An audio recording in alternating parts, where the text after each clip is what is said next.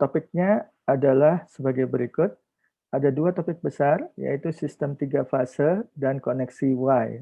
Jadi sistem tiga fase ini kita bahas pada hari ini, itu sebenarnya karena pada rangkaian AC yang sudah kita bahas dari sejak setelah UTS sampai minggu lalu, itu selalu hanya menggunakan perbedaan sudut fase di antara sumber tegangan dan arus yang dihasilkannya. Kalau sumber tegangan biasanya pakai sudut fase theta, lalu kalau untuk arusnya pakai sudut phi gitu ya. Jadi nanti waktu kita mau menentukan misalnya daya rata-rata pada minggu lalu, yaitu setengah Vm kalikan Im kosinus theta kurang phi, itu perbedaan fasenya itu cuma ada satu, di antara sumber tegangan dengan arus tadi ya. Nah itu efeknya adalah pada daya sesaat yang P kecil tergantung kepada T, yakni tegangan sesaat V kecil tergantung kepada T dikalikan arus sesaat I kecil tergantung kepada T, itu sangat tergantung apakah tegangannya itu sedang nol atau tidak. Atau kemungkinan arusnya juga bisa nol. Mengapa demikian? Karena baik tegangan maupun arus kan bergerak seperti gelombang sinusoidal. Gelombang sinusoidal itu kan ada bagian puncaknya, ada bagian lembahnya.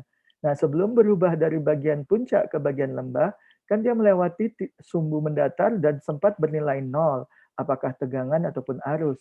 Nah, pada saat itu, pada saat T tertentu, V misal VT sama dengan nol, sementara IT bisa saja bukan nol, tapi waktu dikalikan menjadi daya sesaat, maka akhirnya dapatnya daya sesaatnya sama dengan nol. Nah, oleh karena itu kalau dipergunakan daya sesaat ini untuk memasok misalnya suatu mesin atau bagian mesin yang berputar, itu ada kemungkinan putarannya itu tidak stabil atau putarannya itu tidak ajak gitu ya. Kadang-kadang nanti dia ada yang dayanya nol gitu. Nah, oleh karena itu kelemahan seperti itu bisa diatasi dengan menggunakan rangkaian AC 3 fase. Jadi fasenya bukan cuma satu, tapi langsung 3. Ya. Nanti kita lihat bahwa sistem 3 fase itu merupakan satu contoh dari sistem fase jamak atau polyphase. Nah, kita bahas dulu sistem polyphase ini, berjamak, berfase jamak atau berfase banyak gitu. Nanti baru kita lihat secara khusus definisi sistem 3 fase. Ya. Kemudian kita akan menggunakan cara penulisan atau notasi yang baru, yaitu menggunakan subskrip ganda. Nah, nanti bisa dipakai untuk tegangan maupun arus. Kita lihat bagaimana cara memakainya. Lalu, dari sistem 3 fase itu, ada dua koneksi, ada dua tipe koneksi yang besar, yaitu koneksi Y dan koneksi delta. Nah, kita cuma kesempatan pada hari ini membahas yang koneksi Y. Untuk koneksi deltanya sebenarnya ada di slide yang kedua dari materi ini. Cuma saya anjurkan tadi Anda belajar sendiri saja untuk koneksi deltanya ya. Dan saya tidak akan tanyakan tentang koneksi delta, nanti berhenti kuliahnya sampai koneksi Y saja. Begitu juga kisi-kisi ujian akhir semesternya. Nah, di sini Anda akan mendapat definisi dari koneksi Y, kemudian baru dilihat kalau sumbernya berupa 3 fase yang setimbang seperti apa, yang nanti berbentuk Y tersebut. Lalu kita akan lihat ada dua jenis tegangan pada koneksi Y ini, ada tegangan fase dan ada tegangan line. Nanti akan didefinisikan dan juga ada contoh soal untuk menghitungnya. Kemudian yang terakhir, kita lihat kalau sumber 3 fase tadi diberikan beban 3 fase yang setimbang juga. Jadi kata-kata setimbang ini penting karena nanti untuk menunjukkan bahwa daya yang dihasilkan oleh masing-masing fase itu sama besar dan juga nanti dayanya itu saling menutupi gitu, akhirnya nanti daya sesaat itu seperti punya harga tetap gitu ya, bukan hanya berubah menurut sinusoidal, tapi setelah tiga-tiganya itu digabungkan, nanti seakan-akan daya sesaat itu memiliki harga tetap. Oke, kita lihat satu persatu. Pengantarnya sebagai berikut. Kebanyakan daya listrik yang dipasok kepada pemakai atau konsumen itu berbentuk tegangan dan arus sinusoidal yang biasa disebut sebagai arus bolak-balik atau alternating current disingkat AC. Nah, ini kita sudah tahu semuanya. Ini memang bahasan kita sepanjang separuh semester setelah UTS. Nah, kebanyakan peralatan itu dirancang untuk beroperasi pada frekuensi 50 Hz atau 60 Hz. Di negara kita 50 Hz, di Amerika Utara 60 Hz misalnya.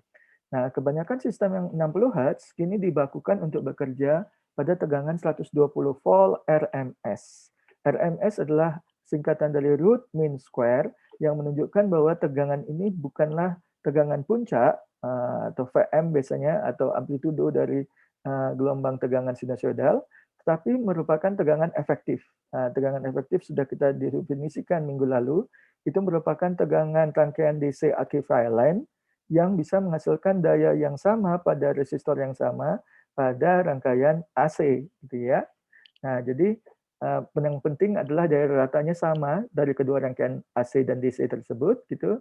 Nah, pada waktu itulah tegangan pada rangkaian DC-nya disebut sebagai tegangan efektif dari tegangan AC tersebut. Oke. Nah, kenapa disebutkan di sini 120 volt untuk yang 60 Hz? Nah, ini sebenarnya seperti di negara Amerika yang banyak negara bagiannya. Setiap negara bagian itu kemungkinan memiliki perusahaan listrik sendiri-sendiri karena di sana sudah diswastanisasi kan. Oleh karena itu sebenarnya rentang dari tegangannya itu ada yang 115 volt sampai 240 volt. Tapi frekuensinya sama semua 60 Hz gitu ya. Oleh karena itu ada usaha untuk menstandarkan supaya tegangan yang 60 Hz itu memiliki tegangan efektif 120 volt. Oke. Sementara di negara kita sistem 50 Hz biasanya terkait dengan tegangan 240 volt RMS ya. Tetapi di tempat kita ternyata digunakan 220 volt. Oke. Nah, selain tanggapan yang ajak atau steady state, sebenarnya tanggapan transien ada juga dihasilkan oleh sistem daya AC. Jadi rangkaian AC yang kita perhatikan selama ini kan selalu tanggapan ajak yang kita bahas ya. Nah, sebenarnya ada juga tanggapan transiennya dan tanggapan transien itu kemungkinan ada gunanya karena kebanyakan peralatan membutuhkan arus yang lebih besar ketika mulai kerja atau startup. Nah, jadi ada kemungkinan transien itu bisa dipergunakan ketika beban AC itu mulai bekerja. Namun, kita tetap juga memperhatikan ketika piranti tersebut sudah bekerja secara berkelanjutan, secara kontinu. Nah, pada waktu itu digunakan daya dari rangkaian AC yang ajak ya. Jadi kita tetap juga membahas hanya tanggapan ajak dari rangkaian AC seperti semula dari awal kuliah ini sesudah UTS. Nah, kemudian ada catatan di sini, semua tegangan dan arus pada slides ini itu dinyatakan sebagai nilai-nilai efektif atau nilai-nilai RMS, kecuali disebutkan secara berbeda.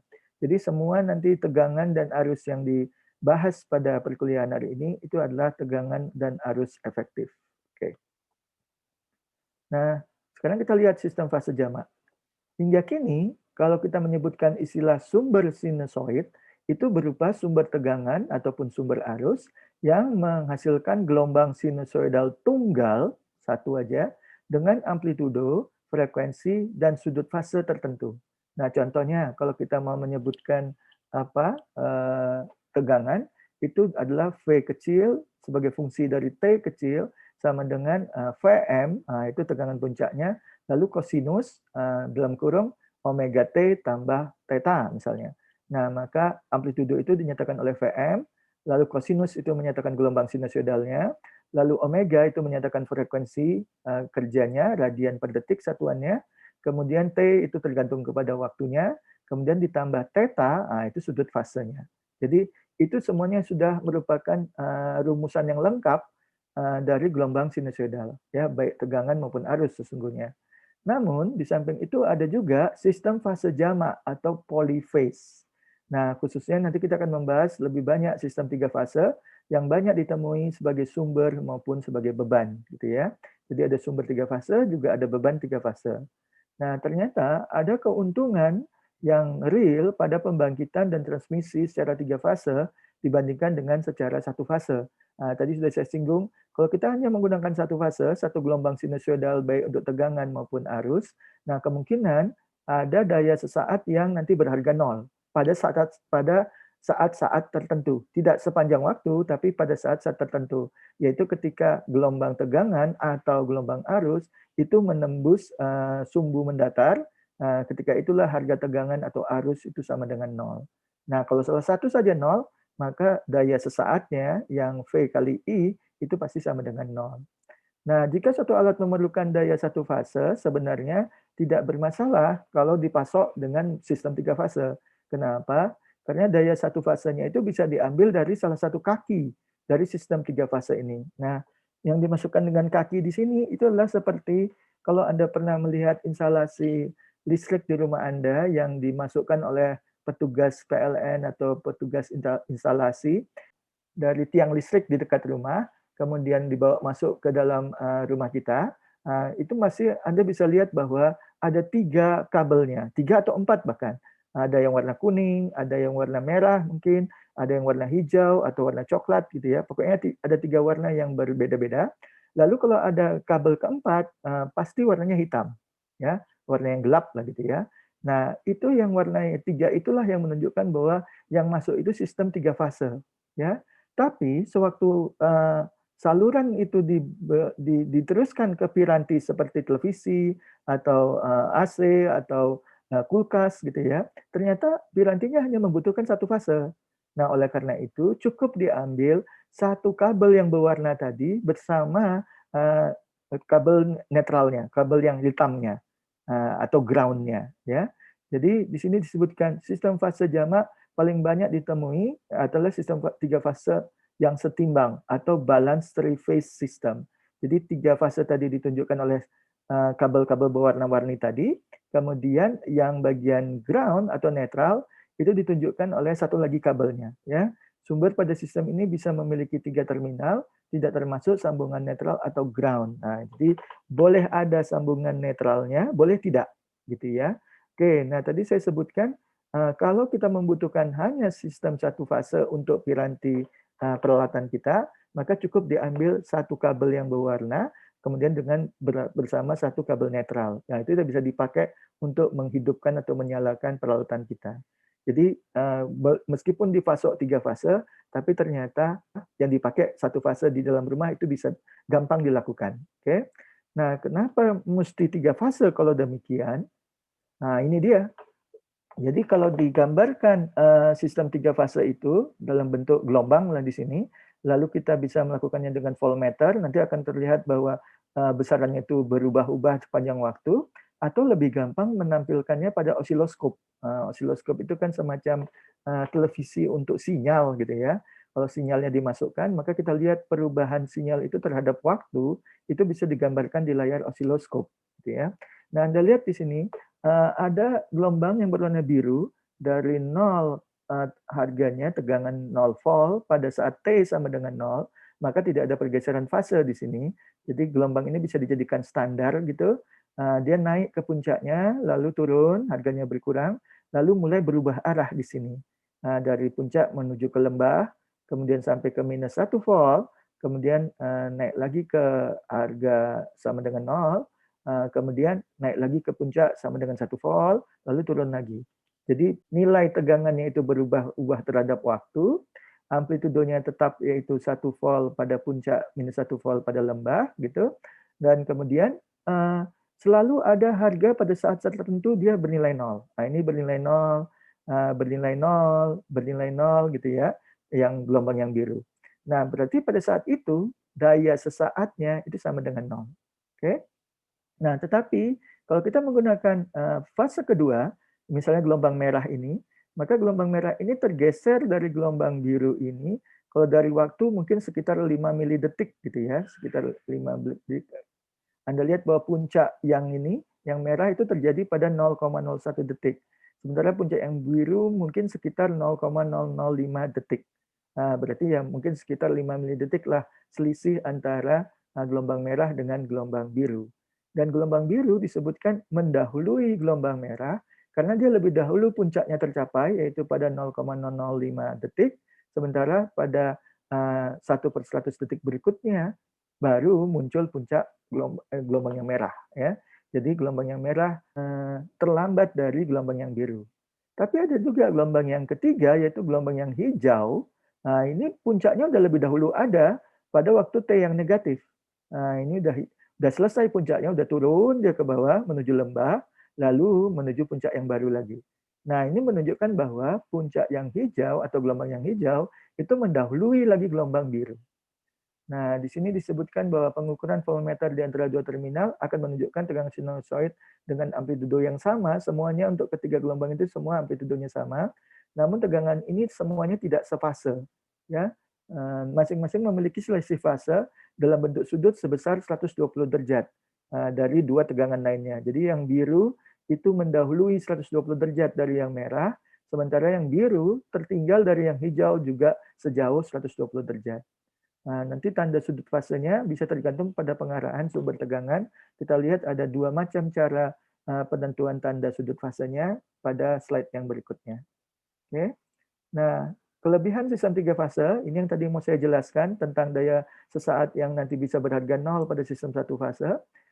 Jika suatu sistem tiga fase setimbang dikenakan beban yang setimbang, yaitu yang balance load dalam bahasa Inggrisnya, maka beban ini akan menarik daya yang sama besar dari setiap fase. Ya, jadi mau pakai gelombang yang merah atau gelombang yang hijau ataupun gelombang yang biru, itu daya yang diterima oleh beban itu sama besarnya. Ya, kenapa? Karena amplitudonya juga sama ketiga gelombang ini.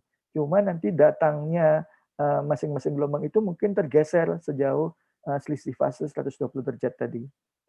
Oke. Nah, karena pergeseran sudut yang simetri di antara ketiga fase pada sistem ini, maka tidak pernah terjadi daya sesaat yang ditarik oleh seluruh beban itu sama dengan 0. Ini yang mau saya singgung tadi. Jadi kalaupun masing-masing dari gelombang ini punya harga pernah berharga 0 pada saat-saat tertentu, namun dua gelombang lainnya tidak berharga 0 pada saat itu. Kita contohkan misalnya gelombang biru tadi. Nah, ini dia berharga 0 mungkin sekitar harga 0,07 gitu ya. Nah, namun pada saat itu gelombang merah sudah mencapai puncaknya. Sementara gelombang biru sudah mencapai lembahnya. Jadi kalau kita mau menghitung daya sesaat sendiri dari gelombang biru, itu sama dengan 0. Tapi daya sesaat yang dipasok oleh gelombang merah itu malah puncaknya. Begitu juga gelombang hijau juga memberikan daya sesaat yang pada puncaknya tapi berlawanan arah gitu ya kira-kira.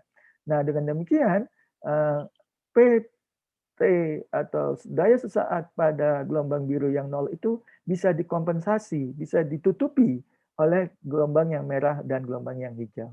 Ya, jadilah itulah sebenarnya kelebihan menggunakan sistem tiga fase, yakni daya sesaat total pada ketiga fase tersebut tidak pernah tadi 0 dan bahkan bisa merupakan suatu tetapan. Nah, jadi bukan daya rata-rata ya, daya rata memang tetap P besar yang udah kita singgung sebelumnya, tapi ini daya sesaatnya. Daya sesaatnya pada ketiga fase itu nanti kayak menjadi suatu tetapan baru lagi ya. Nah, pada mesin dengan bagian yang berputar, daya ini mengakibatkan torka motor yang lebih konstan daripada jika daya dipasok oleh sistem satu fase. Jadi pada motor yang ada bagian berputarnya itu rotor gitu. Nah, rotor itu memerlukan gaya putar kan? Nah, gaya putarnya itu kan dipasok oleh daya sesaat atau daya sesaat total, misalnya dari sistem tiga fase. Nah, kalau daya sesaat dari sistem satu fase ada pada saat-saat tertentu bernilai 0, sementara daya sesaat total dari sistem tiga fase bahkan cenderung merupakan tetapan, bisalah kita bayangkan bahwa putaran dari motor itu akan lebih stabil menggunakan sistem tiga fase dari sistem satu fase. Dan pada gilirannya, daya dari sistem tiga fase ini dapat mengurangi efek getaran pada mesin tersebut. Jadi, kalau kita menggunakan sistem satu fase, di mana ada saat-saat tertentu daya sesaat itu bernilai 0, itu akibatnya putaran motor itu tidak konstan. Ada waktunya dia melambat, terus dia mempercepat lagi, terus melambat gitu ya. Bahkan ya mungkin sempat berhenti pada saat, walaupun sebentar saja ya. Nah, kalau itu dibiarkan, maka bisa timbul yang namanya vibrasi pada bagian-bagian motor tersebut. Nah, oleh karena itu bisa membuat rugi dari pemakaian mesin yang bergerak ini, bagian mesin yang bergerak ini, maka lebih lebih bagus kalau dia dipasok oleh daya dengan menggunakan sistem tiga fase. Ya, oke, itulah kira-kira alasan kita menggunakan sistem tiga fase. Nah, berikutnya kita akan bahas cara penulisan yang dipergunakan pada sistem tiga fase ini, yaitu menggunakan subskrip ganda. Subskrip itu adalah huruf kecil di bawah dari simbol tegangan atau arus seperti ini. Ini adalah fasor tegangan dengan subskrip ganda AB. A yang pertama, B yang kedua. Nah, ini sebenarnya menunjukkan suatu fasor tegangan pada titik A dengan mengacu pada titik B. Itu artinya A itu mendapat terminal positif, sementara B mendapat terminal negatif. Ya, jadi tanda plusnya itu di A. Kalau A disebutkan pertama, gitu ya. Kalau VBA berarti B yang mendapat kutub positif, lalu A mendapat kutub negatif ya. Tapi di sini disebutkan sebagai VAB. Dan bahkan karena udah menggunakan penulisan dengan sub-sub ganda ini, lambang positif dan negatif ini boleh dilenyapkan ya. Nah, notasi menggunakan tanda plus dan minus itu setara dengan notasi subscript ganda. Jadi kalau udah dipakai salah satu, yang kedua nggak perlu sebenarnya. Jadi kalau kita menggunakan notasi subscript ganda VAB, maka tanda plus dan tanda minus ini sebenarnya udah berlebihan. Ya, karena udah tahu kita kalau disebut A pertama, maka A itu yang memiliki terminal dengan potensial lebih tinggi daripada terminal B yang kedua, yang disebutkan yang bagian kedua. Jadi dengan demikian A seharusnya mendapat terminal positif, B mendapat terminal negatif. Ya. Lalu hukum KVL menuntut tegangan di antara dua titik itu adalah sama dengan tidak memperhatikan atau tidak tergantung jalur yang dipilih di antara kedua titik tersebut.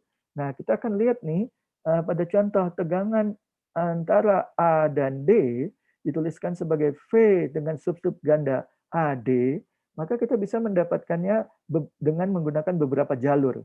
Ya, jalurnya itu sebenarnya nggak penting, tapi untuk menunjukkan ada variasi dari jalur yang mungkin dari simpul A ke simpul D, maka kita bisa menggunakan bahwa VAD itu adalah VAB melewati resistor ini, tegangan antara A dan B, kemudian dilanjutkan dengan VBD. VBD itu kemari.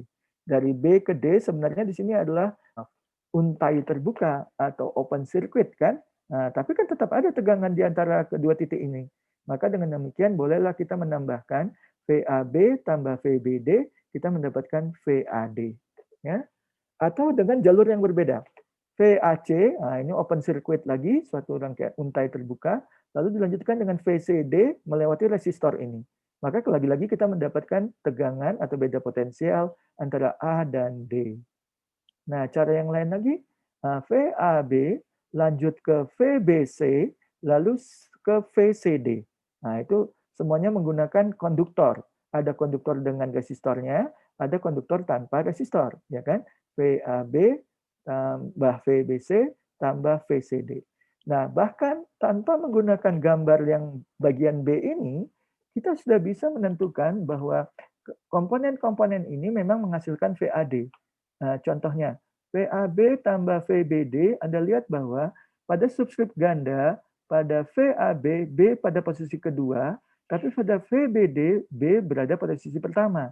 Dan kemudian yang dipakai sebagai hasilnya adalah posisi pertama dari VAB dan posisi kedua dari VBD.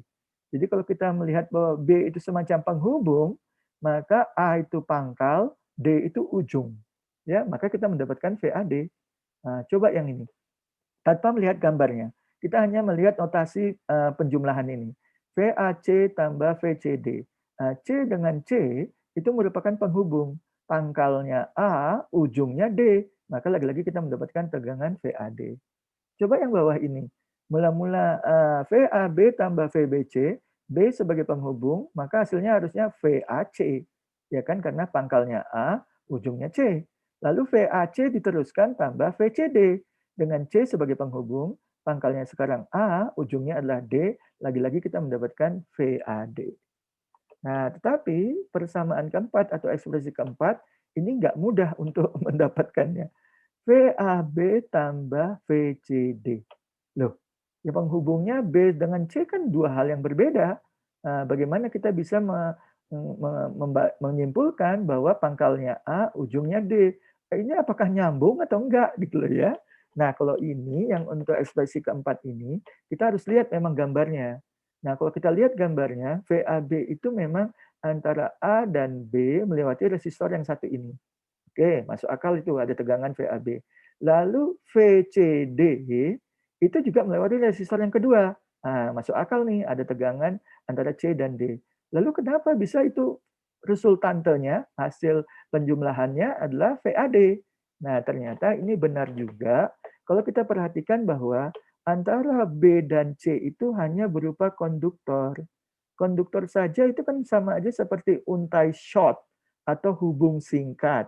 Yang di situ tegangannya nol nih, kemudian resistansinya juga nol, lalu Harusnya bisa saja bukan 0. Harusnya bisa harga sembarang, gitu ya. Nah, tetapi karena tegangannya 0, V sama dengan 0 di sini karena R-nya sama dengan 0, I kali R, I boleh sembarang, R 0, maka menurut hukum Ohm, V sama dengan 0, dan V sama dengan 0 memang menunjukkan ada short di sini, hubungan singkat gitu, berarti tidak ada beda potensial antara B dan C. Kalau nggak ada beda potensial, mereka dianggap satu titik, boleh. Ini dianggap sebagai C boleh, ini dianggap sebagai B juga boleh. Jadi ini sama aja, VAB digantikan dengan VAC, boleh. Lalu VAC tulis di sini tambah VCD, sama aja dengan persamaan yang kedua. Atau C ini dianggap sama dengan B. Jadi menjadi VAB ditambah VBD. Nah, itu sama dengan yang pertama. Nah, jadi dengan demikian, persamaan yang keempat ini itu juga benar. Ya, memang VAB tambah VCD untuk gambar ini, gambar B ini, itu bisa menghasilkan VAD. Nah, sekarang kita lihat satu contoh yang menggunakan angka. Pemakaian notasi subskrip ganda yang barusan saja dijelaskan. Kita memiliki suatu sistem 3 fase, seperti pada gambar sumber-sumber yang berikut ini. Nah, Anda lihat tuh, di sini ada simpul N. Simpul N ini yang menunjukkan pentanahan atau ground atau netral tadi. Jadi N itu dari kata-kata netral ya, makanya pakai N. Ya. Kemudian dari simpul netral yang dijadikan acuan ini, kita punya terminal A, A kecil. Nah, terminal A ini ternyata dengan simpul netral itu memiliki satu sumber tegangan AC. Dengan labelnya adalah 100 volt efektif. Ya, jadi jangan dianggap ini tegangan puncak ya, karena semua yang di slide ini kalau nggak ditambah keterangan itu dianggap efektif, baik sinyal tegangan maupun sinyal arus. Jadi ini 100 volt efektif, kemudian dengan sudut fase 0 derajat. Jadi tetanya 0 derajat. Ya, biasanya yang 0 derajat itu nanti dijadikan acuan bagi sumber-sumber lainnya. Nah, sumber lainnya ada antara terminal B kecil dengan simpul N netral tadi. Nah, di sini harga tegangan efektifnya sama, 100 volt, cuma sudut tetanya ini minus 120 derajat. Nah, berarti dari 0 ini berbedanya itu 120 derajat kalau kita menggunakan aturan pengukuran sudut dengan searah jarum jam. Dan ini kebetulan aja cabang-cabang ini digambar nanti bisa menunjukkan semacam sudut gitu ya. Mengapa demikian? Anda anggaplah bahwa ini suatu bidang yang menggambarkan sudut, lalu ada salib sumbunya, ada sumbu mendatar, ada sumbu tegaknya gitu.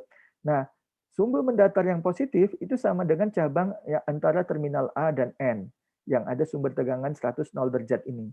Dan kemudian yang cabang BN ini yang ada sumber tegangan 100 minus 120 derajat. Nah, kalau kita tarik pengukuran sudut dari sumbu positif mendatar searah dengan jarum jam, maka ketika sampai sumbu tegak itu harganya minus 90 derajat. Lalu bergerak lagi, lanjut lagi sekitar minus 30 derajat, maka kita mendapatkan minus 120 derajat. Jadi gambar ini sengaja dibikin cabangnya dalam bentuk demikian, supaya antara cabang AN dengan BN itu sudutnya adalah 120 derajat. Atau karena diukur dengan menggunakan clockwise searah dengan jarum jam, maka dia dapat harga negatif 120 derajat. Oke. Nah, bagaimana dengan cabang CN? Cabang CN memiliki sumber tegangan dengan label 100 volt efektif atau RMS, kemudian dengan sudut fase 120 derajat positif. Nah, kenapa dia dapat positif? Karena dari sumbu mendatar positif ini, kita menggunakan arah counterclockwise atau anti-clockwise, melawan arah jarum jam, maka sudutnya itu adalah positif 120 derajat. Ya. Sampai ke sumbu tegak itu harganya masih 90 derajat positif, lalu tambah 30 derajat lagi untuk mencapai cabang CN ini, itu maka sudutnya adalah 120 derajat. Ya. Nah, jadi dengan demikian kita bisa menuliskan fasor tegangan AN dengan notasi dua subskrip ini adalah 100 0 derajat. Lalu VBN tadi 100 minus 120 derajat. Tapi VCN-nya bukan yang positif 120 derajat, tapi menggunakan sudut fase minus 240 derajat. Itu berarti menggunakan cara clockwise lagi dari sudut 0 derajat ini, terus turun ke 90 derajat, lalu lanjut ke minus 180 derajat, lalu lanjut lagi sampai ke 240 derajat. Ya, itu kira-kira cara untuk menuliskan sistem 3 fase dengan sumber tegangan yang 3 ini. Ya. Kemudian itu yang namanya sebenarnya adalah tegangan fase ya. VAN, VBN, VCN itu sebenarnya tegangan fase karena antara masing-masing terminal A, B, C dengan simpul netral. Nah, kalau kita mau mendapatkan tegangan antara A dan B, terminal A dan terminal B, jadi bukan dengan simpul netral, tapi dengan terminal lainnya, A dengan B, B dengan C, C dengan A gitu ya. Nah, dicontohkan di sini yang VAB, itu bisa kita peroleh dengan menjalani dari cabang VAN, berarti dari terminal A menuju ke N, terus dilanjutkan dari dari simpul N ke terminal B. Jadi tambah VNB, ya kan? Dari A ke N, terus lanjut dari N ke B. Maka kita mendapatkan pangkalnya A, ujungnya B. Kita mendapatkan VAB. Tetapi tegangan VNB itu tidak ada didefinisikan sebelumnya.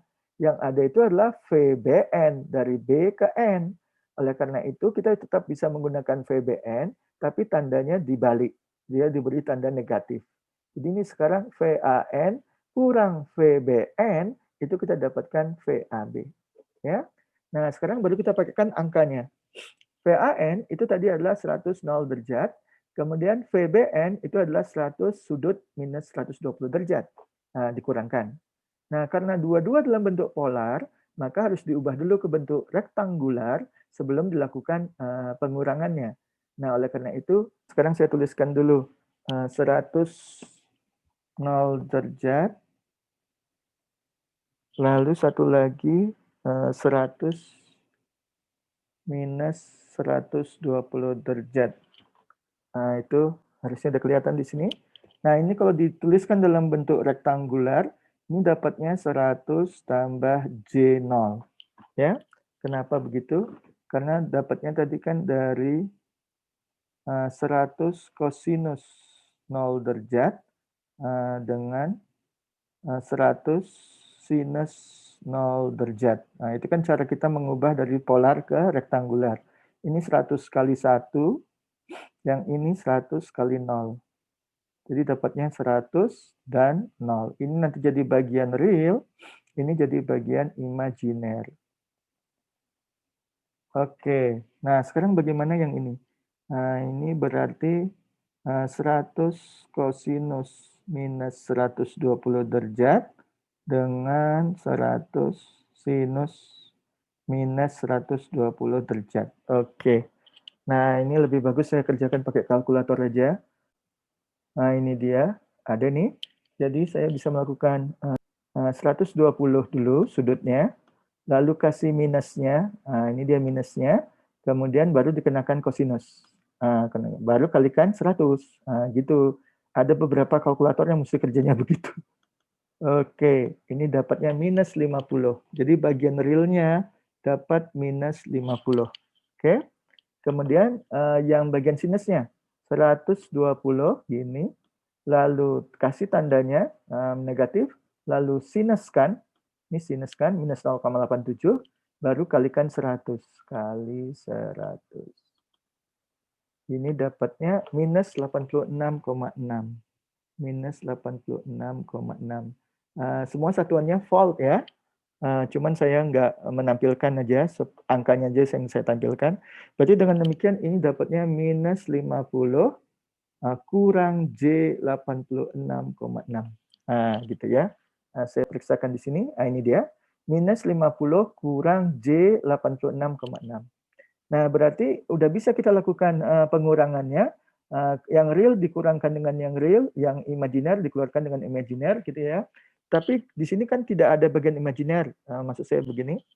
Kalau saya lakukan di sini 100 tambah J0 kurang minus 50 kurang J 86,6. Maka bagian real dengan bagian real 100 kurang 50 tambah 50, lalu tambah J, ini bagian imajinernya 0, lalu kurang-kurang, jadi tambah J 86,6. Jadi dapatnya 150 tambah J 0,86. Ya, gitu ya. Nggak kelihatan pula. Ah, ini dia. Jadi mula-mula ini satu angka yang pertama, VAB. Kemudian ini tadi VNB atau VBN ya. Kemudian dikurangkan, lalu real dengan real, imajiner dengan imajiner. Oke, nah kemudian kita kembalikan lagi ini ke bentuk polar, berarti kita harus melakukannya seperti biasa, magnitudo akar dari 150 kuadrat tambah 0,86 kuadrat, lalu theta sama dengan arkes tanggen dari 0,86 per 150.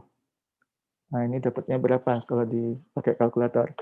Jadi mula-mula 150 kuadrat dulu. Ini dapat. Oke, kemudian ditambah dengan 0,86 tapi dikuadratkan. Ya, ini dia yang di bawah tanda akar pangkat 2. Nah, baru dapat ini dikenakan akar pangkat 2, ini dia akar pangkat 2-nya. Nah, dapatnya 150. Oh, bulat. 150. Oke, nah kemudian arkes tanggen, alah, nggak ada pula di sini arkes tanggen. Oke, saya coba ganti yang lain. Ya, ini dia. Yang ini ada arkes tanggen. Nah, ini dia arkes tanggennya. 0,86 bagi 150 masuk. Ini sama dengan, ya. Kemudian ini saya udah pakai tanda degree. Ini boleh dipilih degree atau radian. Saya gunakan degree aja untuk sudut fase. Lalu saya cari arkes tanggennya. Ini arkes tanggennya yang tanggen pangkat minus 1. Nah, ini dapatnya adalah 0,3285. 0,328. Nah, kalau kita lihat hasilnya, oh, salah saya. Coba ada yang mungkin lebih benar mengerjakannya. Pak, seharusnya itu bilangan imajinernya 86,6, bukan 0. Oh iya, saya punya angka rupanya. Oke, saya perbaiki dulu ya. Makasih. Kita coba dulu. Yang ini tadi saya salah. 86,6 saya tulis 0,86. Ya, saya hapus dulu. Sabar. Ini dihapus. Ini dihapus. Ini dihapus. Oke, berarti 86,6 derajat. Ini berarti salah. Oke. Ulangi lagi. 150 dikuadratkan. Nih, lalu ditambah dengan 86,6 dikuadratkan, itu sama dengan. Nah, itu semua yang di bawah akar pangkat 2. Sekitar 30.000. Kemudian kalau di akar pangkat 2, ini akar pangkat 2-nya, itu dapatnya 173,2. Oke, betul kayaknya. Saya tulis ini 173,2 volt itu ya. Kemudian ini 86,6. Terima kasih atas koreksinya tadi. Kita coba lagi. 86,6 bagi 150.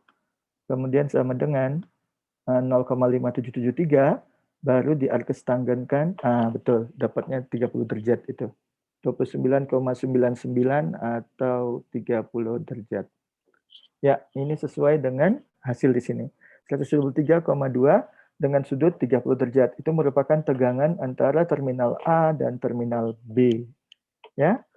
Oke, nah saya cuma mau menunjukkan bahwa menggunakan kalkulator, apakah kalkulator langsung, kalkulator ilmiah yang seperti yang saya tunjukkan dulu emulatornya, apapun menggunakan di komputer, pokoknya Anda harus persiapkan dari sekarang. Nanti ketika mengerjakan ujian akhir semester itu sangat penting, sangat vital. Ya, saya tunjukkan bahwa saya masih kagok-kagok karena udah lama kali nggak menggunakannya. Jadi harusnya Anda lebih ligat dari saya. Oke, kita lanjutkan.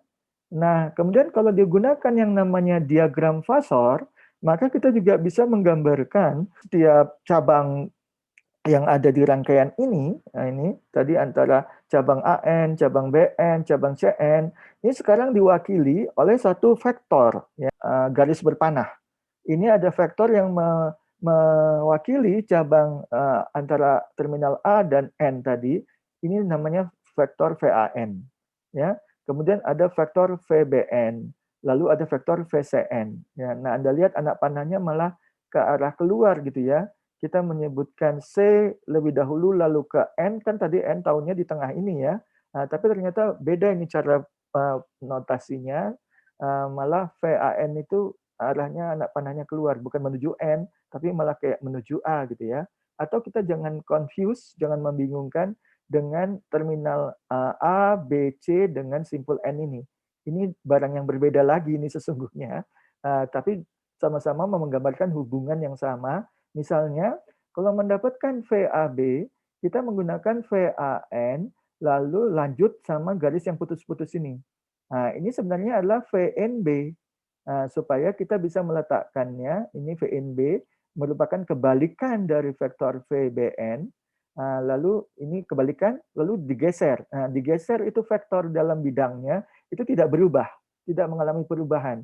Jadi boleh Anda geser secara sejajar, secara paralel kemari, lalu letakkan di ujung dari VAN itu adalah VNB, maka sekarang pangkalnya adalah A, ujungnya adalah B, maka kita mendapatkan VAB. Nah, yang penting lagi itu adalah sudut. Sudut dari VAN ke VBN ini adalah 120 derajat.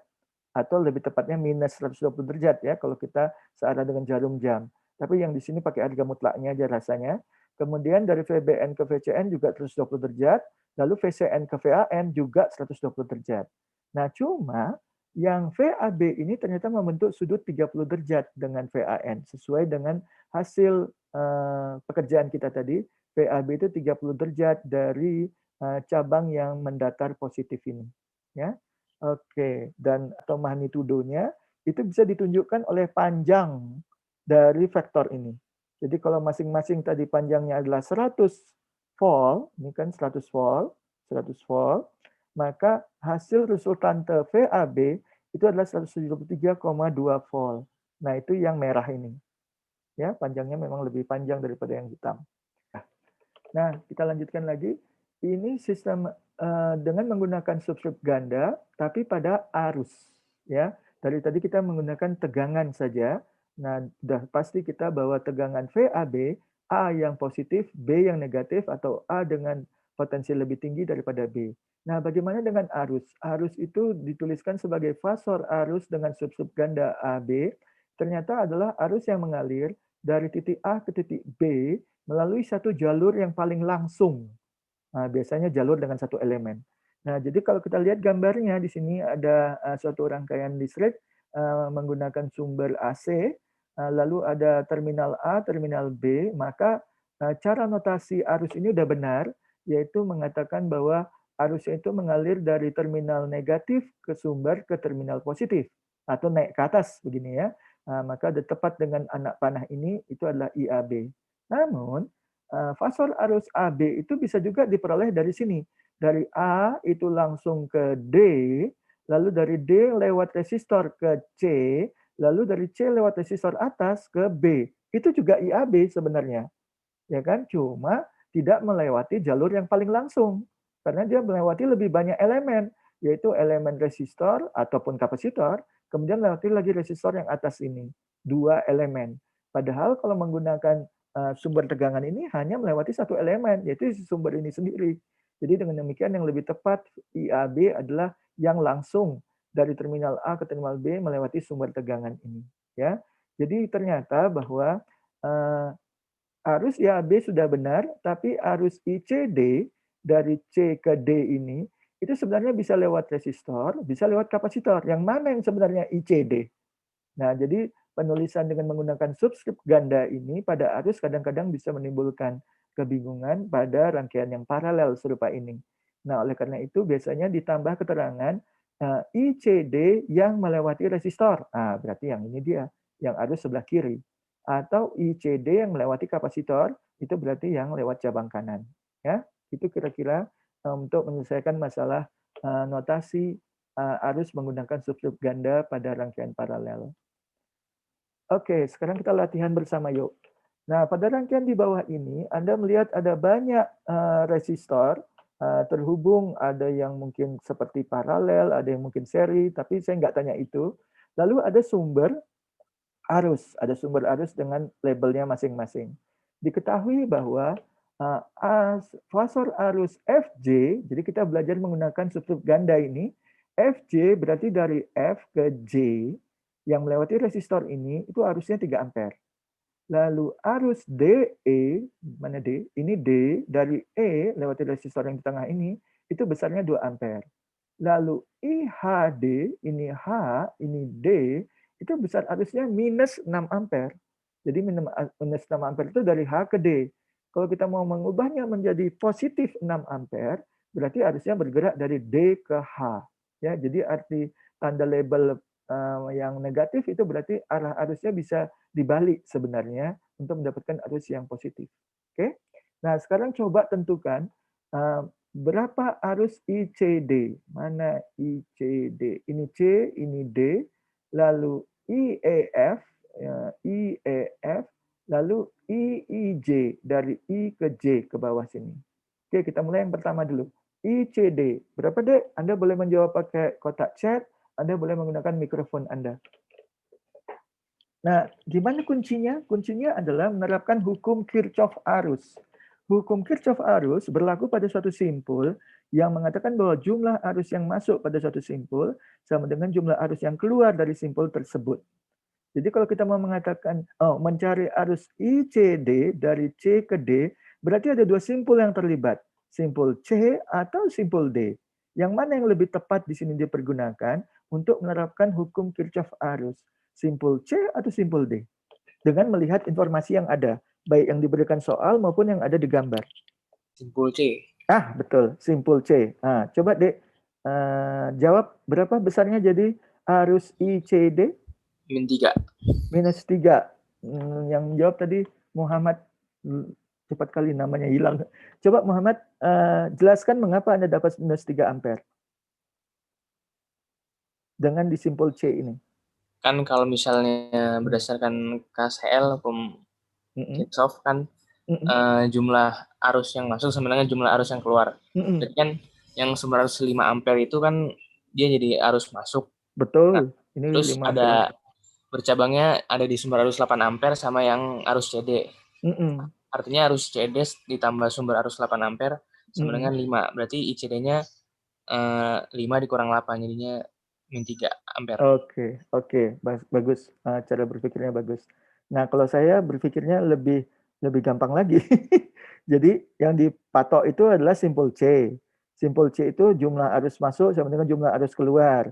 Yang masuk udah jelas-jelas ada 5 ampere, yang keluar udah jelas-jelas 8 ampere.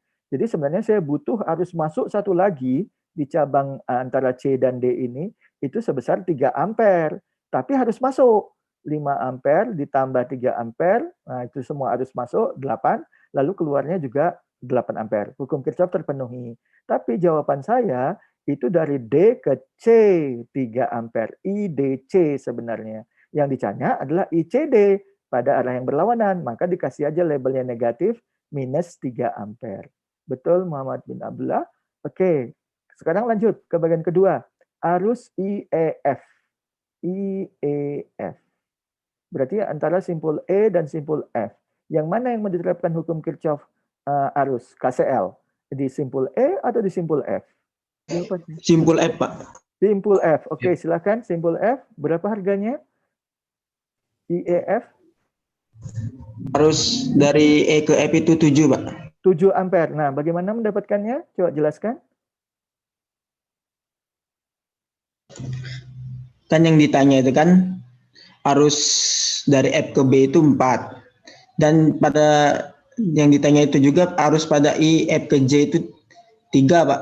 Iya, diketahui 3. Jadi 4 keluar.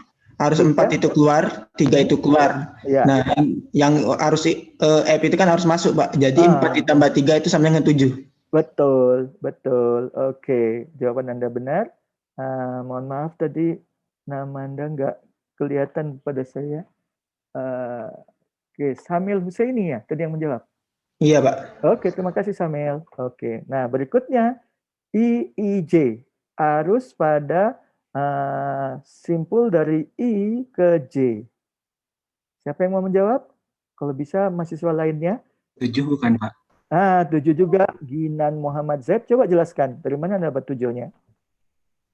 Jadi kan Pak yang dicari itu IIJ. IIJ Betul. itu arahnya itu masuk ke J, dan FJ ini juga masuk, dan yang JL itu keluar, jadi menggunakan I masuk I keluar aja sih. Oh ya, kalau gitu yang keluar 10 ampere, yang masuk diketahui tadi FJ yang adalah FJ 3. Berapa? 3 ya? 3, ya, betul. 3. Berarti yang masuk ke IJ 7 tambah 3, 10. Betul, Ginan, terima kasih. Jadi dengan demikian Anda seharusnya sudah familiar, sudah kenal dengan menggunakan subskrip ganda pada arus. Ya. Jadi nanti kalau soalnya itu diberikan menggunakan subskrip ganda, Anda udah nggak kagok lagi ya. Anda udah bisa mengerjakannya. Oke, kita lanjut. Akhirnya sampailah kita ke bagian kedua yang besar dari kuliah hari ini, yaitu definisi koneksi Y. Ya. Ada yang bilang koneksi Y, ada yang bilang koneksi Y, gitu ya. Nah, di sini ditunjukkan ada suatu sumber 3 fase, ada VAN, ada VBN, ada VCN, yang semuanya memiliki terminal pada A besar, lalu B besar. Jadi A kecil ini dihubungkan menjadi terminal A besar, B besar, dan C besar yang nanti siap dihubungkan kepada beban, gitu ya. Dan Anda lihat bahwa bentuk Y itu terjadi karena antara A dan N membuat cabang miring, lalu B dan N membuat cabang miring juga, lalu antara C dan N membuat cabang tegak.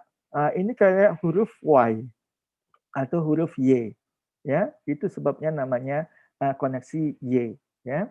Nah, terminal A besar, B besar, C besar itu disebut sebagai terminal line, gitu ya. Saya nggak menerjemahkannya menjadi terminal saluran gitu, nanti malah lebih mengecoh gitu, membingungkan. Maka saya pakai nama aslinya aja, itu terminal line. Nah, selain itu sumber tersebut juga memiliki terminal keempat sesungguhnya yang dilambangkan dengan N besar. Ini disebut dengan nama terminal netral. Ya, tadi saya menyebutkan ini simpul N yang bertindak sebagai ground gitu, kemudian dihubungkan secara short dengan menggunakan konduktor saja, itu terhubung kepada terminal netral N. Namun, ada pula sumber 3 fase serupa ini yang tidak memiliki terminal netral. Nanti saya akan menjelaskan mengapa di sini bisa dihilangkan dari N kecil ke N besar ini. Ya, oke. Jadi ini dikenali dulu, dan tadi kita udah tahu bahwa VAN, VBN, VCN tadi sudah memberikan tegangan yang namanya tegangan fase sebenarnya. Nanti ketika dihubungkan dengan terminal A besar, B besar, dan C besar, nanti menjadikan tegangan line. Ya, satu-satu akan kita jelaskan. Oke, kita mulai dengan sumber 3 fase yang setimbang ini. Definisi suatu sumber 3 fase yang setimbang harus memenuhi 2 syarat sebagai berikut. Yang pertama adalah harga mutlak atau magnitudo VAN itu harus sama dengan harga mutlak atau amplitudo VBN, lalu sama dengan harga mutlak atau amplitudo VCN. Jadi ini menunjukkan amplitudo atau harga mutlak dari masing-masing cabang ke simpul N kecil, VAN, VBN, VCN itu harganya mesti sama besar. Ya, itu yang menyatakan setimbang yang pertama. Syarat kedua, maka VAN tambah VBN tambah VCN ini harus sama dengan 0. Ya, harus sama dengan 0. Ya, sebenarnya ini bisa diacu bahwa karena masing-masing VAN, VBN, VCN itu mengacu kepada ground yang sama, maka nanti harusnya jumlahnya itu sama dengan 0. Ya. Oke, nanti kalau dijadikan angka Anda bisa memastikan bahwa syarat kedua ini juga terpenuhi. Nah, ketiga tegangan ini yang masing-masing berada di antara satu line dan terminal netral, itu disebut sebagai tegangan fase. Jadi tegangan fase itu antara A besar, lalu ke A kecil, lalu ke N. Nah, jadi dari terminal ke simpul netral, itu menghasilkan satu tegangan fase, dalam hal ini adalah tegangan fase VAN. Lalu dari B besar lewat B kecil ke N kecil ini, itu punya lagi tegangan fase VBN. Lalu dari terminal C besar lewat C kecil ini ke simpul netral N kecil ini, itu punya lagi satu tegangan fase VCN. Jadi ada 3 tegangan fase VAN, VBN, VCN, yang menurut syarat pertama, semua magnitudonya sama besar. Ya, dan sama besarnya itu nanti dilambangkan dengan VP. Nah, VP itu adalah tegangan fase yang menunjukkan bagian magnitudo ini kan, bagian magnitudo ini penulisan polar, ini magnitudo, ini sudut fase. Jadi magnitudonya atau harga mutlak tadi itu dari VAN itu adalah harganya VP, untuk VBN juga VP, untuk VCN juga VP. Nah, berarti sudah memenuhi syarat pertama ini, semuanya harganya sama besar. P di sini bukan puncak, bukan peak dalam bahasa Inggris, tapi phase, PHASE. Jadi ini tegangan fase, ya tegangan fase VP baik untuk VAN, VBN dan VCN semuanya sama besar. Lalu sudutnya itu bedanya adalah 120 derajat. Tapi kita bisa mengukurnya dengan menggunakan pengarahan negatif atau pengarahan positif. Jadi boleh yang pertama pasti 0 derajat, VAN itu dijadikan acuan, dijadikan reference gitu. Semuanya hati-hati ya dalam satuan volt tapi tegangan RMS atau tegangan efektif. Lalu sudutnya ada yang minus 120 derajat di VBN, ada minus 140 derajat di VCN, tapi boleh juga VBN itu sudutnya positif 120 derajat, kemudian VCN 240 derajat. Oke, nah kalau Anda jumlahkan sekarang bentuk-bentuk polar ini, jadi pakai yang rumus sudut yang negatif maupun sudut yang positif, itu harusnya dapatnya 0. Ya. Oke, saya tinggalkan aja lah, bisa Anda kerjakan dengan menggunakan kalkulator Anda. Oke, jadi dengan demikian kedua syarat ini terpenuhi, berarti memang betul sumber 3 fase itu dalam keadaan balance atau seimbang. Ya. Oke, berikutnya itu tadi, kenapa ada sudut yang negatif, ada sudut yang positif? Karena ternyata ada 2 cara mengurutkan fase. Ada urutan fase yang positif, ada urutan fase yang negatif. Ini contoh sequence yang positif, urutan yang positif. Ini urutan yang negatif. Kita lihat dulu yang urutan positif. Ini tadi VAN dengan magnitudo VP, lalu sudut 0 derajat. Ini jadikan acuan. Lalu punya VBN di sini, dengan sama panjangnya VP atau magnitudonya sama VP seperti VAN, tapi sudutnya minus 120 derajat. Mengapa demikian? Karena kalau ini dianggap 0 derajat, lalu kita bergerak clockwise searah dengan jarum jam, kita dapat sudut yang negatif. Ya. Kemudian kalau dilanjutkan 120, 180 sampai ke 240, maka kita mendapati VCN. Nah, VCN berarti sudutnya searah dengan jarum jam, lagi-lagi negatif minus 240 derajat. Oke, nah bagaimana dengan urutan fase yang negatif? Yang negatif, lagi-lagi VAN-nya tetap VP 0 derajat. Tapi kemudian sudutnya itu diukur menggunakan counter clockwise. Jadi dari sini, terus kita bergerak melawan arah jarum jam, kita mendapatkan sudut yang positif, yaitu 120 derajat. Lanjut lagi sampai 240 derajat, tetap harganya positif karena counter clockwise. Ya, jadi dengan demikian kita boleh pilih menggunakan yang urutan sequence positif maupun urutan sequence yang negatif, tapi memang lebih banyak urutan sequence yang positif. Dan di soal nanti disebutkan urutan mana yang mau dipakai. Kalau tidak disebutkan, maka itu by default dari sononya yang dipakai adalah urutan fase positif atau urutan fase ABC. ABC. Berarti menggunakan sudut-sudut yang negatif. Ya, menggunakan arah clockwise dalam penentuannya. Nah, tapi kalau disebutkan dalam soal urutan fase negatif, berarti Anda pakai yang sebelah kanan ini disebut juga sebagai urutan BCA. BCA berarti bergerak counter clockwise. Makanya semua sudut-sudutnya itu berharga positif. Ya, oke. Jadi inilah yang sudah berlangsung, yang sudah terjadi di dalam teknologi rangkaian listrik AC khususnya. Nah, kita tinggal menerima saja, tinggal menggunakannya saja. Nggak usah bikin aturan baru gitu ya. Sebenarnya aturannya kok nggak konsisten. Namanya urutan fase positif tapi pakai sudut negatif. Namanya urutan fase negatif tapi pakai sudut yang positif. Nah, ya sudah terbentuk, kita tinggal pakai aja. Oke. Hati-hati ya tapi ya, jangan sampai terbalik-balik. Oke, kita lanjutkan. Nah, berikutnya kita akan lihat tadi udah tegangan fase, yaitu dari terminal ke simpul netral. Sekarang tegangan line to line atau tegangan line. Nah, ini antara dua terminal dari terminal A, B, dan C. Jadi kalau antara terminal A dan B, yaitu ini tegangan VAB yang tadi sudah kita hitung sebenarnya, ini yang merupakan tegangan terminal. Lalu VBC, ini juga tegangan line, tegangan line atau line to line, itu VAB, VBC, dan VCA. Nah, seperti tadi, kita bisa menggunakan diagram fasor ini, menggunakan semacam vektor, dari VAN, itu kita lanjutkan dengan VNB, maka kita mendapatkan VAB. Ya. VNB ini Anda lihat sejajar dengan VBN, tapi arahnya berlawanan. Jadi kalau VBN itu akan ke bawah, lalu VNB itu ke atas. Tapi panjangnya sama besar. Anda boleh menggeser-geser ini dan membaliknya supaya mendapatkan harga negatif di sini. Jadi VAN tambah VNB aslinya, lalu VNB dibalik itu menjadi VBN dengan tanda minus. Ya. Nah, kemudian kalau dimasukkan harganya, dimasukkan harga yang berasal dari tegangan fase tadi, VAN dan VBN semua tegangan fase. Itu udah tahu kita harganya. Apakah kita mau menggunakan urutan yang positif ataupun urutan yang negatif? Kayaknya biasanya dipakai yang positif. VAN itu 0 derajat, VBN 120 derajat, semua magnitudonya VP. Maka dipakai di sini.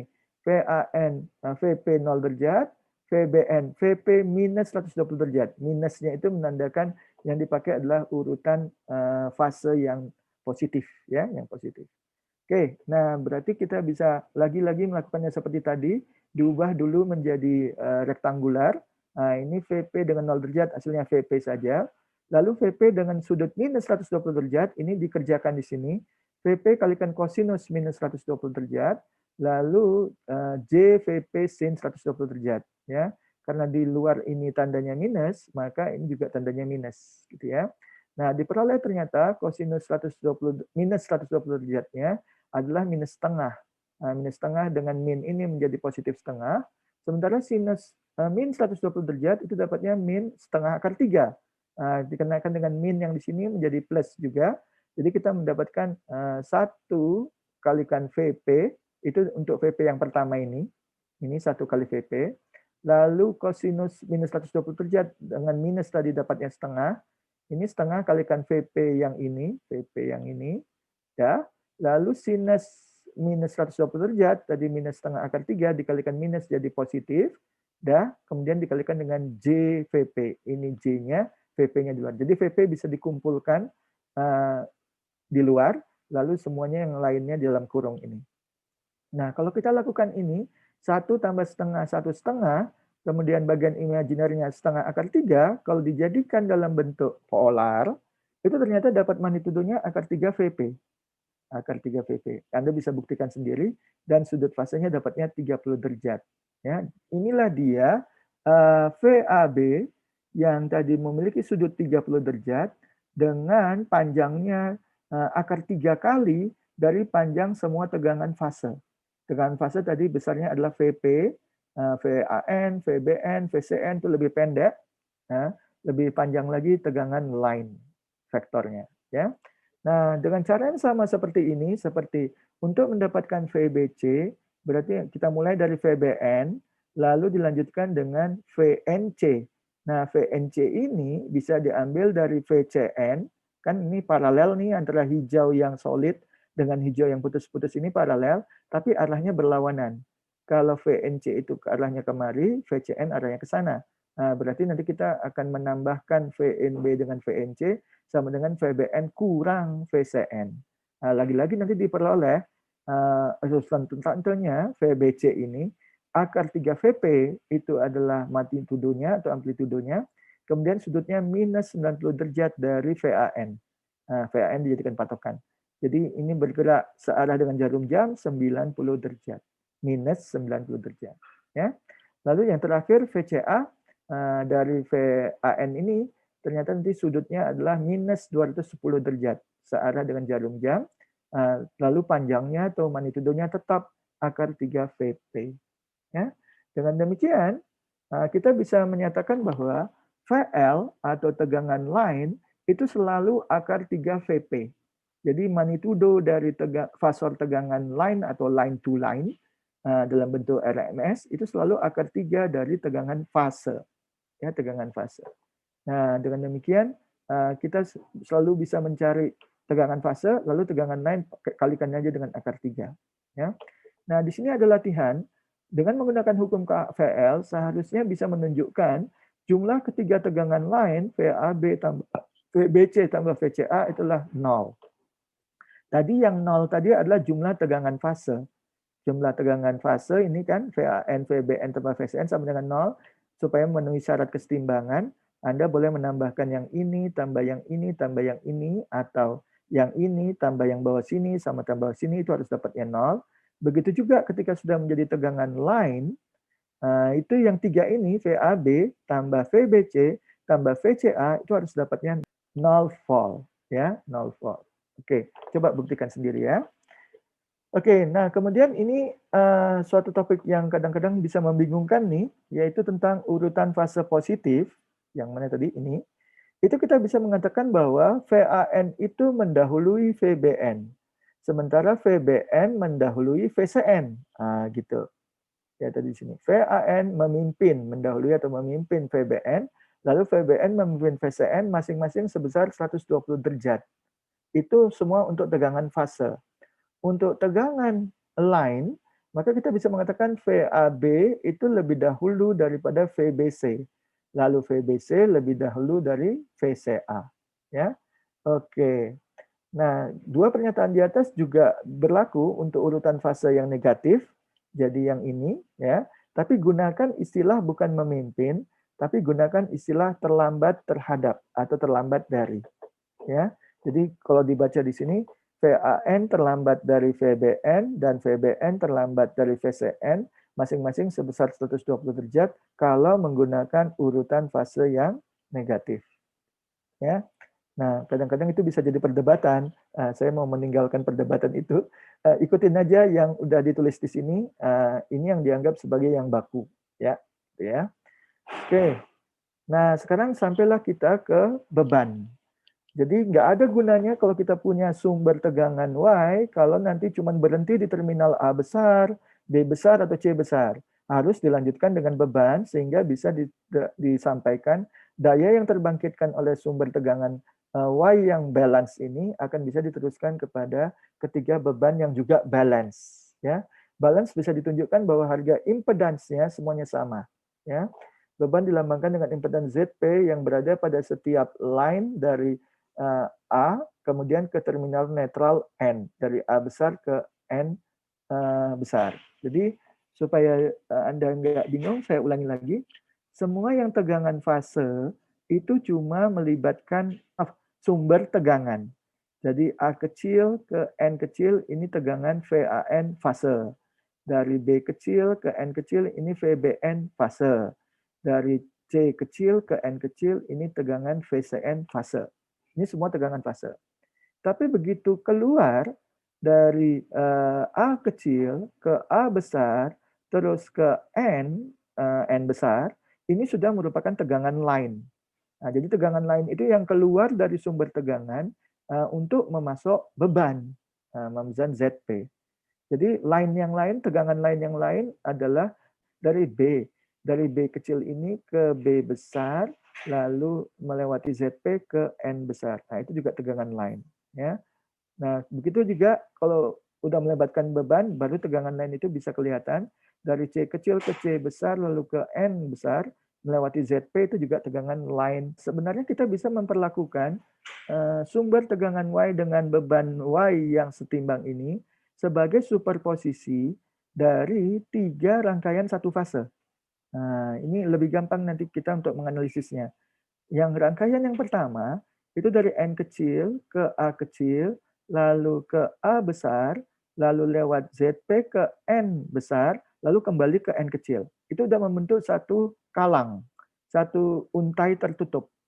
Saya ulangi, dari N kecil lewat sumber tegangan VAN ini, lalu ke A kecil, kemudian ke A besar, lalu ke N besar lewat ZP ini, kembali ke N kecil. Itu satu rangkaian. Rangkaian yang kedua, dari N kecil lewat sumber tegangan VBN, ke B kecil, lalu ke B besar, lalu ke N besar melalui ZP, lalu kembali ke N kecil, itu sudah membentuk kalang yang kedua. Kalang yang kedua. Nah, kemudian kalang yang ketiga, dari N kecil lewat sumber tegangan VCN ke C kecil, lalu ke C besar, kemudian lewat impedans ZP ke N besar, dan kembali ke N kecil, ini membentuk kalang sendiri lagi. Nah, kalau sudah membentuk kalang, maka kita bisa menetapkan arus. Karena udah ada sumber, udah ada impedans, maka gunakan aja hukum Ohm untuk setiap fasor tegangan pada kalang yang sama dan impedans yang juga seri sesungguhnya, maka Anda bagikan keduanya, Anda dapat arus di kalang tersebut. Nah, ini. Jadi arus yang melewati N kecil, A kecil, A besar, ZP, N besar, kembali ke N kecil, itu adalah I dari A kecil ke A besar. Itu diperoleh dari VAN bagi ZP. Ya. Kemudian untuk arus dari B kecil ke B besar. B kecil ke B besar. Berarti dari N kecil ini ke B kecil, lalu ke B besar, lewat ZP ke N, lalu pakai kalang yang kedua ini, itu berarti VBN bagi ZP yang ini. Nah, cuma sewaktu dituliskan di sini, VBN itu bisa diperoleh dari VP minus 120 derajat. Ya kan? Dengan VP itu adalah sama tegangan magnitudo dari VAN. Jadi boleh juga dituliskan di sini VAN, karena VAN dijadikan patokan. Kan sudutnya udah pasti minus 120. Jadi boleh juga dituliskan sebagai berikut, VAN sudut minus 120 derajat. Ya, dari definisi dari tegangan fase di cabang kedua terhadap cabang yang pertama. Ini dapatnya ini. Maka ketika dibagi ZP, yang bagian VAN ZP ini menghasilkan arus dari A kecil ke A besar. Ya kan sama ini definisinya. VAN bagi ZP. Gantikan aja dengan arus dari A kecil ke A besar yang sekarang juga dianggap sebagai acuan, sebagai reference gitu ya. Artinya kalau udah dihitung sekali, tinggal pakai aja pada perhitungan yang berikutnya. Nggak mesti dimulai lagi dari awal untuk perhitungan yang berikutnya, pakai aja yang sudah ada. Jadi dipakailah fasor arus dari A kecil ke A besar, cuma sudutnya minus 120 derajat. Nah, begitu juga untuk menemukan arus yang dari C kecil ke C besar, arus yang di kalang yang ketiga ini, nah, itu cukup membagikan antara VCN dengan ZP. Nah, tapi nanti Anda lihat bahwa VCN itu adalah VAN dengan sudut minus 240 derajat. Maka ketika VAN dibagi ZP, kembali dapat fasor arus dari A kecil ke A besar dengan sudutnya minus 240 derajat. Ya. Dengan demikian, kalau lagi-lagi ini ditambahkan, maka kita mendapatkan jumlahan fasor arus pada setiap cabang itu atau setiap kalang itu sama dengan 0. Ya. Nah, kalau sama dengan 0 dan itu menunjukkan arus dari N kecil ke N besar, ini arusnya sama dengan 0, ini kan berarti sama aja dengan semacam untai terbuka. Masih ingat petunjuk bahwa dua rangkaian yang penting dari rangkaian listrik yang mesti Anda kuasai sampai kuliah ini selesai, itu adalah untai hubung singkat, sama untai rangkaian terbuka. Atau bahasa Inggrisnya lebih mudah, ini namanya short circuit, ini namanya open circuit. Kedua-dua ini mesti Anda ingat terus, karena ini banyak menyelamatkan. Pada short circuit, itu tegangannya adalah 0. Lalu R-nya itu 0 juga. Ya, lalu I-nya itu bisa any. Berapa saja. Ya. Nah, kalau kita lihat bahwa V sama dengan R kali I pada hukum Ohm, Berarti 0 kalipun berapapun dapatnya 0. Nah, udah betul. Nah, pada open circuit itu I-nya yang sama dengan 0, R-nya itu tidak berhingga, kemudian V-nya sama dengan any, bisa berapa saja. Ya. Nah, saya tunjukkan yang untuk rangkaian terbuka dulu. Ini paling lebih gampang. Ini rangkaian terbuka gini misalnya, antara A dan B. Nah, jadi mula-mula mungkin ada komponen di sini, entah induktor, entah resistor, entah kapasitor, lalu dicopot gitu. Nah, maka nggak mungkin lewat arus dari A ke B, nggak mungkin lewat arus karena di sini ada resistance yang sangat tinggi, tak berhingga. Nah, maka di sini I sama dengan 0, R-nya itu besar tak berhingga. Nah, tapi ada tegangan di antara positif negatif ini sebesar VAB. Nah, ini saya hapus saja. Ini membingungkan. Nah, gitu. Oke, jadi VAB-nya ada. Itu yang besarnya any. Ya, berapapun. Nanti tergantung kepada komponen-komponen lainnya. Nah, kalau yang gambar yang ini, short, ini yang short, ya berarti seperti gini aja. Kayak ada dua terminal lalu dihubungkan gitu antara A dan B. Nah, ini short di sini. Nah, di sini pasti tegangannya 0. Kenapa? Karena tidak ada beda potensial antara simpul A dan simpul B. Nah, lalu karena ini merupakan konduktor itu selalu diasumsikan dia beresistance 0. Maka R-nya sama dengan 0 di situ. Lalu dia punya arus tertentu, tadi dituliskan sebagai IAB dari A ke B. Ya, arah anak panahnya udah benar begini. Gitu. Nah, itu menunjukkan bahwa yang ini adalah bagian short, yang ini adalah bagian open. Nah, saya harapkan ketiga karakter dari untai ini, dua untai ini Anda kuasai ya, karena ini sangat-sangat banyak membantu dalam mengerjakan soal rangkaian listrik. Ya, kapan Anda lihat ada open circuit, kapan ada short circuit, langsung gunakan ketiga karakter ini pada masing-masing untai yang tepat. Ya, oke. Balik lagi kemari. Jadi ketika Anda melihat bahwa I fasor I N kecil N besar itu berharga 0, mana tadi yang 0? I sama dengan 0 itu terjadi pada open circuit. Nih, open circuit itu I-nya sama dengan 0. Nah, berarti IN kecil ke N besar itu sebenarnya boleh open circuit karena memang arusnya 0. Nah, sejak tadi itu digambarkan dia merupakan short gitu.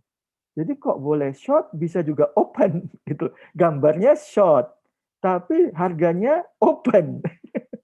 Gimana ini? Nah, itu ternyata dijelaskan nanti di sini jika sumbernya setimbang, bebannya setimbang, lalu impedans lainnya juga setimbang, maka kawat netral yang berada di antara N kecil ke N besar itu dapat digantikan dengan impedans apapun, termasuk hubung singkat maupun untai terbuka, termasuk short maupun open circuit.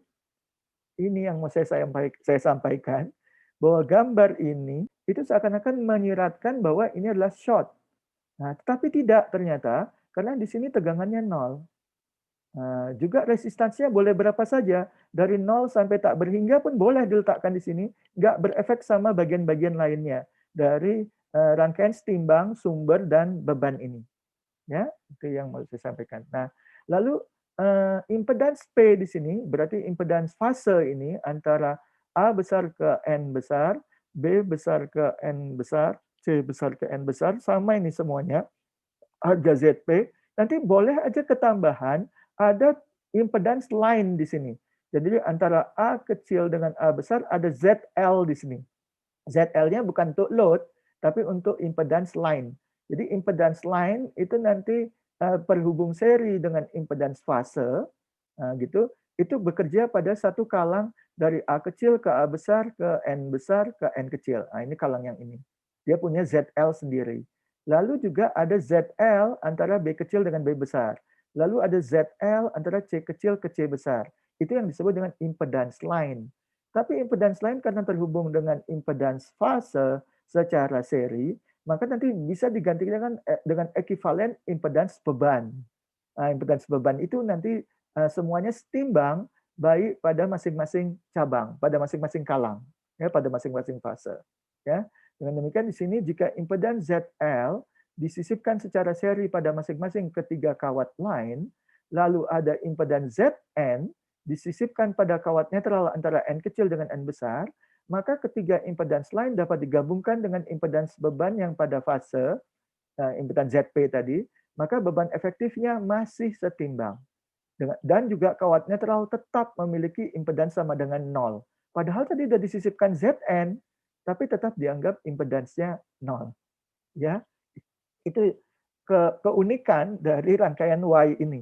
Nah, Anda mesti paham di sini bahwa antara N kecil ke N besar ini boleh dianggap memiliki impedans 0, boleh seperti short, boleh juga dianggap sebagai impedans yang tak berhingga, sebagai open, itu boleh. Ya, dua-duanya boleh. Makanya kabel grounding ini atau kabel netral ini bisa ada, bisa tidak. Itu sebabnya Anda melihat ada jaringan atau jala-jala 3 fase yang hanya memiliki 3 kabel tanpa ada kabel pentanahannya, boleh, atau ada kabel yang keempat, yaitu kabel netral. Boleh juga. Ya, sama kelakuannya. Oke. Ini yang mau saya sampaikan. Lalu sampailah kita pada soal yang terakhir, yaitu rangkaian 3 fase koneksi YY. Nah, itu maksudnya Y di sumber, juga Y di beban. Nah, ini menggunakan urutan fase yang positif atau positive sequence yang balance. Ya. Balance menunjukkan bahwa tegangan 200 volt VP pada AN itu juga yang berlaku pada BN, itu juga berlaku pada CN. Walaupun BN dan CN-nya tidak ditulis, ya. Tapi sudut fasenya pasti bergeser. Yang ini 0 derajat, yang ini minus 120 derajat, yang ini minus 240 derajat. Gitu kan, tadi menurut urutan fase yang positif. Lalu pada beban, ini diberitahu antara B besar dengan N besar, ada beban 100 ohm 60 derajat, sudutnya 60 derajat. Dan ini harusnya merupakan beban yang setimbang sama pada antara A besar N besar dan antara C besar dengan N besar. Semuanya setimbang. Nah, pada rangkaian setimbang di bawah ini tentukanlah arus fase. Arus fase berarti yang tadi tegangan fase ya, dan arus line. Yang tadi melewati A kecil ke A besar tadi. Kemudian tegangan fase. Tegangan fase berarti yang sama aja antara A kecil dengan N kecil. Tegangan line berarti antara A kecil dengan A besar. Lalu daya rata yang total yang diserap oleh ketiga beban ini. Oke, kita akan selesaikan satu persatu. Nah, karena diketahui satu tegangan fase, yaitu dari VAN, A kecil, N kecil ini, maka dapat ditetapkan penggunaan urutan fase positif, ini juga ditetapkan di soal ini, balance positive sequence, gitu. Dua hal itu diketahui, maka ketiga tegangan fasenya, bukan tegangan fasenya, itu udah bisa ditetapkan dari rumus yang sebelumnya. Jadi kalau VAN itu 200 derajat, maka VBN juga harusnya 200 volt efektif minus 120 derajat. VCN adalah 200 volt efektif, sudutnya minus 240 derajat. Ya, langsung dipakai aja rumus yang di awal tadi. Nah, yang ini dipakai aja langsung. Pilih yang ini, ya, VP-nya cuma diganti 200 volt. Yang lain sama. Ya, udah. Terus berikutnya lagi, tadi disebutkan ada hubungan antara tegangan fase dan tegangan line. Tegangan line adalah akar 3 tegangan fase. Tegangan fase diketahui 200 volt efektif. Maka 200 volt kali akar 3, kita langsung dapat tegangan line. Nah, tegangan line juga terjawab di sini. Ini dia. Tegangan line 200 kali akar 3, ternyata dapatnya 346 volt. Dah, dapat tegangan line. Nah, sekarang tinggal arus-arusnya. Berdasarkan diagram fase di atas, tegangan line dapat ditentukan. Oke, kita belum lengkap menyebutkan tegangan line, ini masih magnitudonya. Kita harus mendapatkan juga sudut fase dari masing-masing tegangan line. VAB, VBC, VCA. Itu kan tegangan line. Nah, VAB udah jelas-jelas harganya 30 derajat. Jadi 30 derajat. Lalu VBC itu harganya minus 90 derajat. Ya, karena kita menggunakan clockwise. Lalu VCA ini adalah 210 derajat. Ya, jadi cukup hanya menggunakan diagram fasor yang sama seperti tadi pada waktu kita membahas teorinya. Nah, ini membahas teorinya kan ini. Nah, ini pakai 30 derajat, minus 90 derajat, minus 210 derajat. Sudah disebutkan di sini, Anda cukup langsung mengambil harga dari masing-masing sudut ini. Tinggal menggantikan VP-nya tadi dengan 200 volt, semuanya dapat. Ya, jadi gampang sesungguhnya karena semua sumber dan beban itu setimbang. Ya, setimbang maka kelakuan ini mudah dipergunakan. Oke, berikutnya arus. Arus line itu adalah untuk fase A, arus dari A kecil ke A besar, arus line. Nah, kita cukup mengambil VAN bagi ZP. Nah, VAN sudah diketahui 200 volt efektif dengan sudut 0 derajat. ZP, nah kita lihat di soal, ini dia, 100 ohm dengan sudut 60 derajat. Nah, berarti masukkan di sini 160 derajat.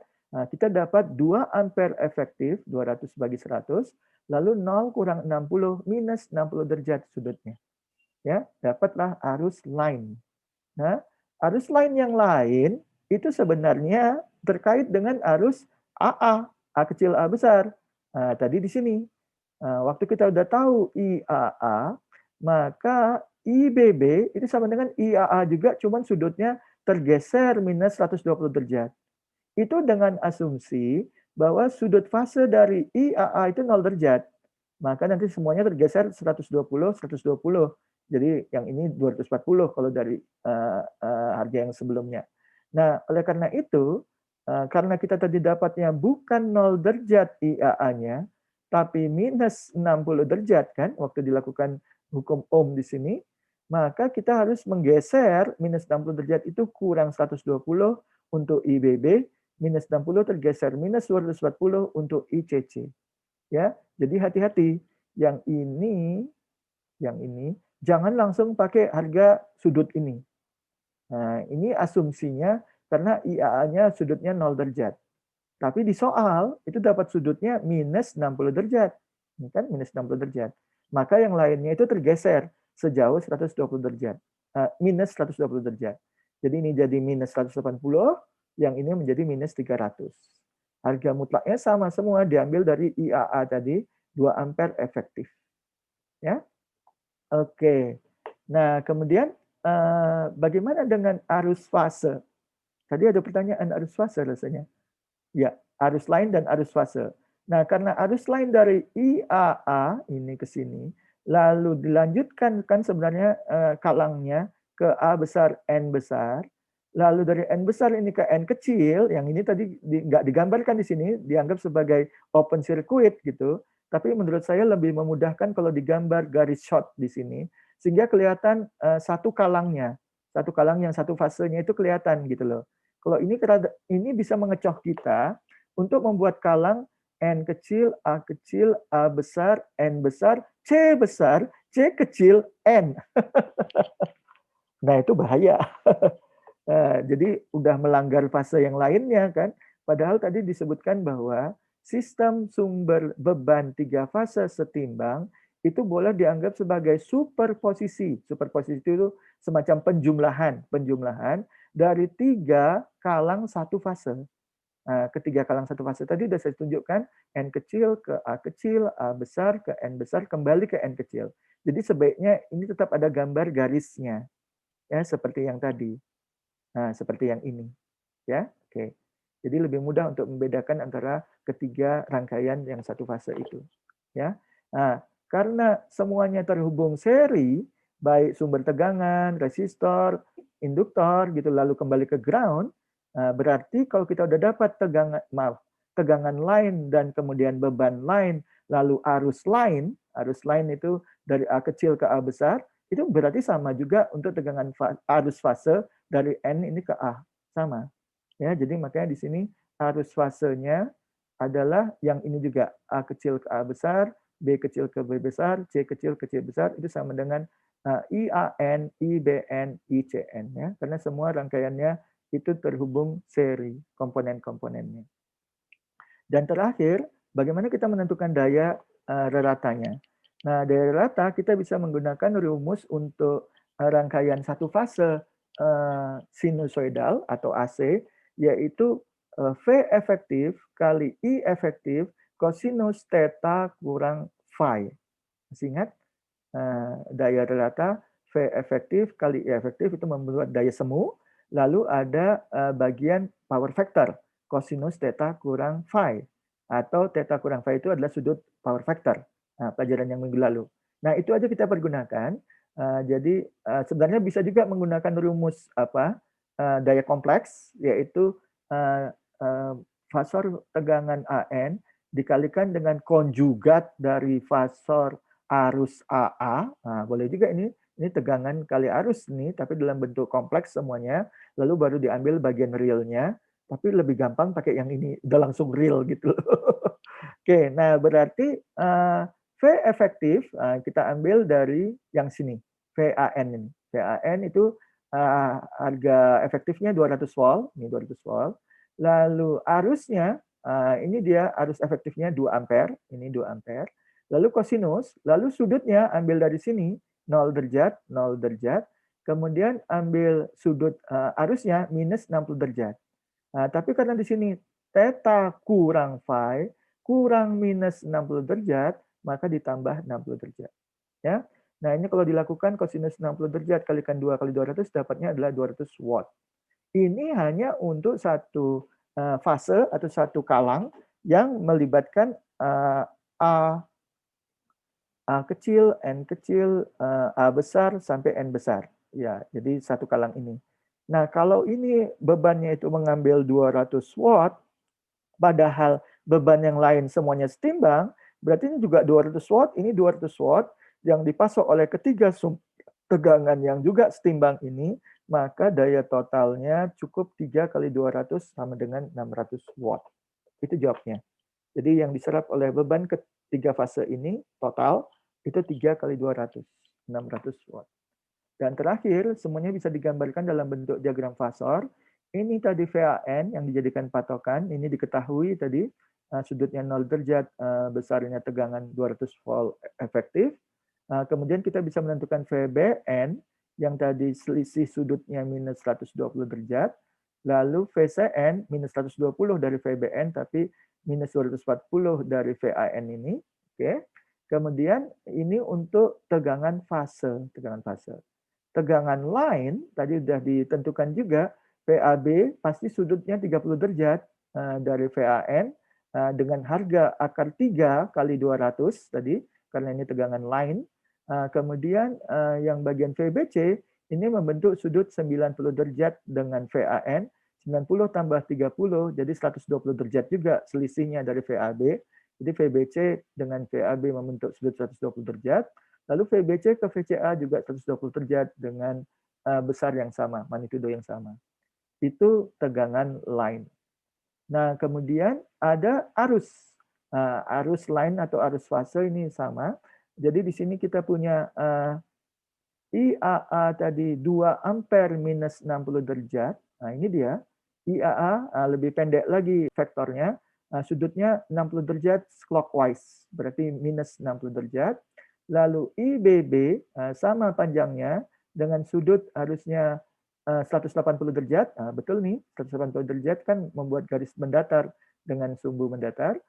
Kemudian ada lagi di sini 200, lupa saya, 300 derajat.